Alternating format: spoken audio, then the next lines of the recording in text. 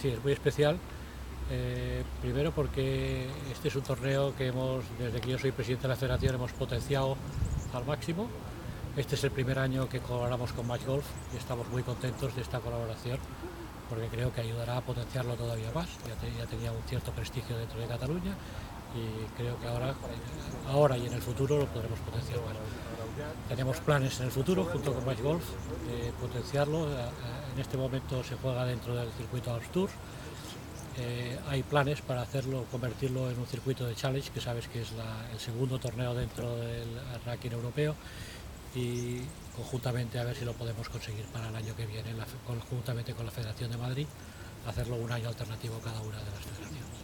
Y estamos además en una semana muy especial porque es la previa de un torneo tan importante como el Open de España, que viene a Barcelona. Sí, estamos en unas semanas pues muy